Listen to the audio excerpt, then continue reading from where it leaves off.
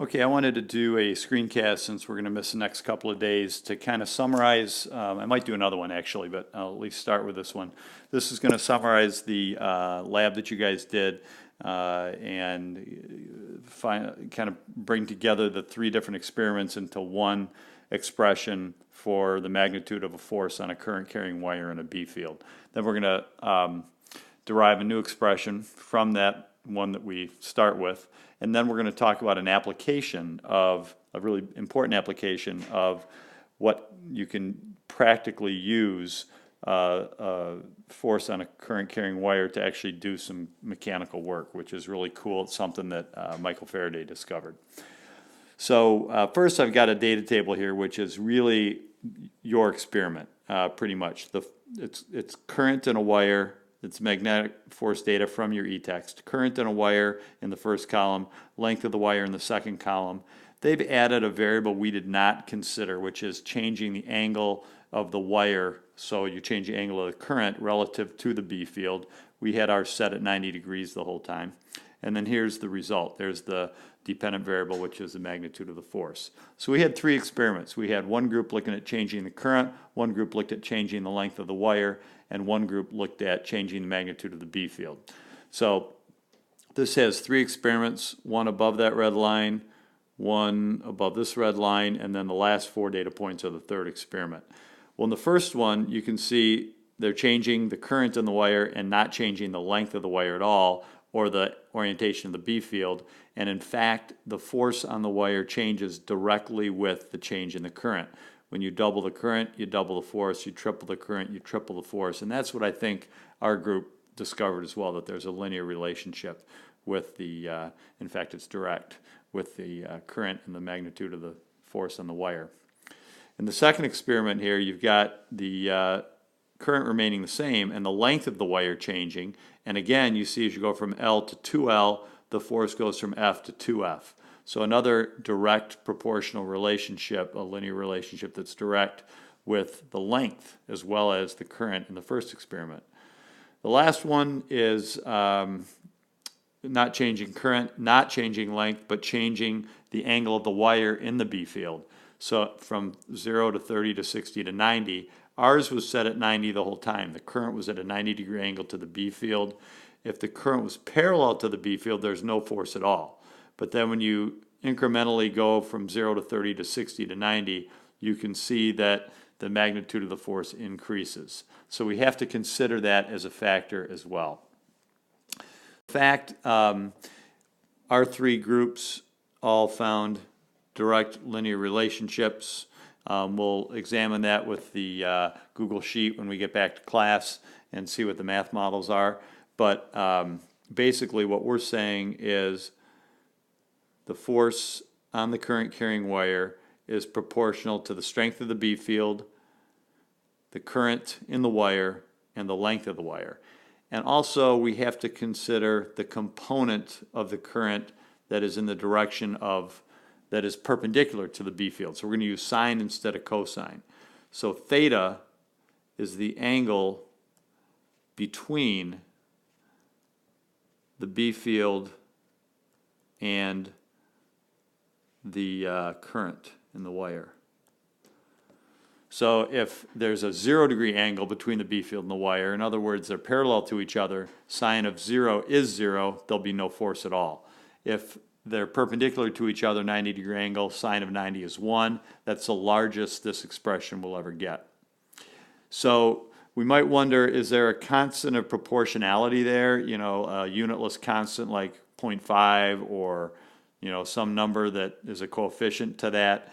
In fact, there is not. This is the expression. This is right out of your e-text. So this is the magnitude of the force on a current carrying wire. And it depends on those three things: current, length of the wire, and magnitude of the B field along with that angle. Now what's interesting about this is you can rearrange this expression and you can kind of see what a Tesla is, the unit of a Tesla. So I'm going to solve for B, which means the force is in the numerator, and in the denominator I've got I times L times sine of theta. Well, the angle doesn't have any units, so the units for this would be a Newton over an amp times a meter, and that is the same as a Tesla. Okay, so a Tesla, capital T for Tesla, that is the magnetic field strength to exert, that's how strong a magnetic field would have to be, 1 Tesla, to exert a 1 Newton force on a 1 meter long wire carrying 1 amp of current. So that kind of helps you to understand, as long as that current was 90 degrees to the magnitude of the B field, or the direction of the B field. So that's what 1 Tesla is. So let's now look at what the force would be on a single moving charge, not the current in the wire. So we've got an expression now that quantifies the force on a current carrying wire in the presence of a B field. Now we want to look at the magnitude of the force on a single moving charge in a magnetic field. So I'm going to start with that expression we just derived, I, L, B sine theta. And I'm going to substitute in there the expression for current that we were given in our circuits unit. It's amount of charge per unit of time. Now I'm going to assume Q is a single charge, 1 charged particle with a charge of Q, so the total current would be N particles times Q. So because bulk charge movement is what makes current. So let me substitute that in. So I would now have N times Q over T times the length of the wire times B times sine of theta. But I know that the length of the wire, it takes the charge a certain amount of time to travel the length of the wire. L, I'm going to associate those two terms together because L over T is just the speed of that charge through that length. So for a single charge, N is just equal to 1. So if I substitute 1 in for N and I substitute in velocity, or I really should call it, I guess it is velocity because direction matters, velocity in for L over T, then the expression for the force on a single charge in the presence of a magnetic field is this, QVB times sine theta. This is a really interesting expression because, a couple reasons. You can see that these factors on the right, Q, V, and B, are directly proportional to the force. So if I double the size of the charge, I double the force. When Q goes up by a factor of 2, F is going to go up by a factor of 2. If I double the speed of the charge, F is going to go up by the same factor. If I increase the magnetic field strength, again, if I double, triple, quadruple it, F goes up by that same factor. And you can also see that you have to have a moving charge for there to be any kind of a force exerted on it. Static charges don't have any magnetic force exerted on them because if V was 0, then this would be 0 on this side as well. So you have to have a moving charge before there's any force exerted on it. So that's a really useful expression, I think. QVB sine theta. We'll use that a lot in the next few days. I'm going to use it in an example right now. Okay, I'm going to do an example of, show you an example of something called a velocity selector. Okay, and a velocity selector is a device where the E field and the B fields are set perpendicular to each other to allow certain particles to pass through undeflected. Okay, let's say I've got 2 charged plates, kind of like a parallel plate capacitor, where the top plate is positively charged, bottom plate is negatively charged. So I know I've got an E field that points in this direction, positive to negative. Let's say I shoot into this E field a positive particle with the speed of V. Well, if this particle were to enter that electric field pointed down, it's a positive charged particle, so the positive plate, it's going to want to be away from the positive charge. It's attracted to the negative charge, so it's going to be deflected downward. So if this was a force diagram of just that particle in in between those plates, it's going to have a force diagram that looks like that. As long as I ignore gravity, the only force acting on it would be the electric force downward. So now I'd like to create a B field in the same plane or in the same area, in the same region as that E field to offset that downward electric force. I'd like to have an exactly equal and opposite B field. So it looks like this. Well, for the force to act upward and my particle's velocity headed to the right, if I do my right-hand rule, I have to have a B field that is into the page. So I'm going to have a B field like this into the page all the way across. And I can set that B field up so that FB is exactly equal to FE. And I know that for a moving charge, it has a velocity of V. QVB times sine theta is the magnitude of that FB. For FE, if you remember, it's the E field strength times Q, because E field was defined as F over Q. So I move the Q over to this side, so the FE is just E times Q. Well, it's the same Q. I can cancel that out. This is 90 degrees, so sine of 90 is 1. So I get V times B equals the E field. So if you notice the velocity, this is called a velocity selector. It will only let particles moving at a certain speed V through undeflected, so that they have a balanced force diagram as they pass through that E field and B field. So if you want to figure out what the speed of those particles are that would pass through, you can be given the magnitude of the E field and the magnitude of the B field, and it's just the ratio of those two. So it's a pretty interesting relationship there, that you can have a device called a velocity selector that will let certain particles pass through undeflected.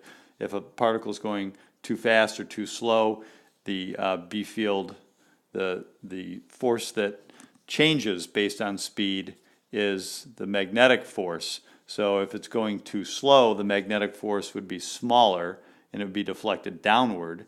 If it's going faster, the magnetic force would be stronger and it would be deflected upward. So here's an application, practical application of what we just learned about how a force can be exerted on a current carrying wire in a magnetic field. And this is from your second worksheet in the unit. I think it was on the last page. You had to figure out which way the current was moving in this. And if you notice, you got a current that's going from the positive side to the negative side. So the current is going clockwise in the plane of the page. So if you think about that, then the current is moving parallel to the B field in segments 1 and 3. So if the current's parallel to the B field in those two segments, there's going to be no force acting on that part of the loop. But when you look at segments 2 and 4, you're going to have a force on each one of those segments. And the force on segment 2, if you use the right-hand rule, since the current is towards the top of the page and the B field is towards the right of the page, that's going to be into the screen or the page, and this one, using the right-hand rule, is going to be out of the page.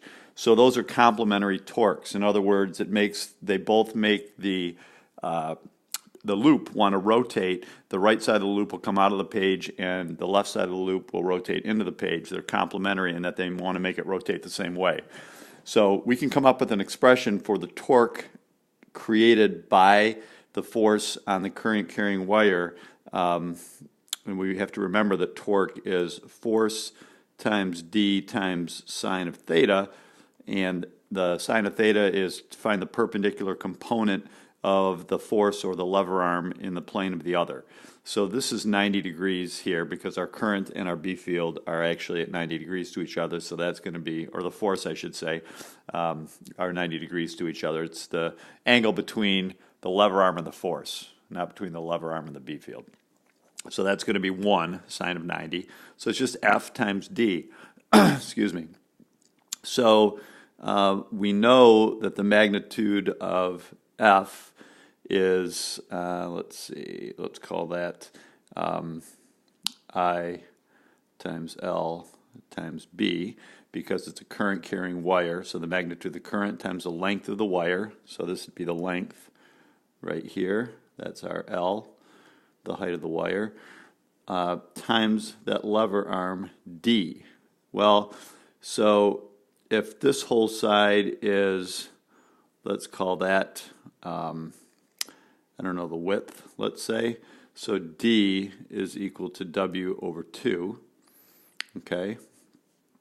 So then this becomes I times L times B times W over 2.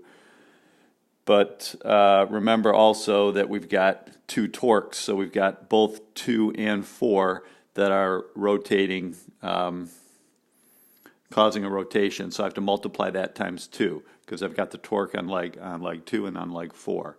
So what that ends up being is, I'm going to move it up here, is the torque is equal to I times L times B times the width. Well, if I multiply the length times the width, that's just the area of the coil. Okay, so it's I times B times A. So that would be for a single coil, all right, for a single coil, but sometimes you've got solenoids that have many, many coils, and each one of those coils is going to contribute to the turning ability, to the torque. So I really need to add a factor, N being the number of turns. So sorry, I'm going to move it way over here now. So the torque is equal to the number of turns times the strength of the B field times the current times the area, and then I'll throw in that sine of theta there just because it's not always 90 degrees, okay? And as the loop rotates, theta is going to change. Everything else stays the same, but theta changes. So that creates an interesting issue with the force. The torque and the force are strongest when the orientation of the loop is such that the current is perpendicular to the B field. But when you get to a station here, this is another picture from your e-text, where the angle starts to, when it gets to 0 degrees, the force exerted on those two legs, this leg and this leg, are now stretching the coil and not helping it to turn. Then after you turn over to the other side, which is this one, you've got a torque that makes it want to go the other way. So that's a problem. If you want a motor to continuously turn in the same direction, you need to change the direction of the current as it rotates, so that this force right here is not trying to reverse its motion back to where it came from, but continues to make it want to turn in a clockwise fashion. So the solution to that is kind of cool. They've got this thing called a commutator ring. This is another picture from your e-text. So it shows this thing right here, this brass colored thing, is actually rotating and connected to the loop itself. So what happens, you notice there's a electrical contact between these things called brushes and the commutator ring, so that when it rotates, there's this little gap in there in the commutator ring, and it changes polarity every 180 degrees. And because it does that, it allows the torque on that loop to continually be in the same direction to keep it rotating clockwise. So that was discovered, the ability of be able to use a force to create this turning motion in a loop was discovered by Michael Faraday. So he gets credit, again, one of my heroes, Michael Faraday, for creating the electric motor. Because basically once you are able to make this loop turn continuously, you can create anything that spins. So any kind of motor that has a winding on it, that has rotational motion, and is driven by electricity, you can thank Michael Faraday for that. We can reverse this, as you'll see in the next unit, and create an electrical generator as well, which is what generates electricity for our homes. So we are not ready for that just yet, but we'll learn that in the next unit. So that's it. That's this end of this screencast. I will probably put out another one before we come back to school, but hopefully this helps you with your Mastering Physics assignment. Okay. Okay, I'll talk to you guys later.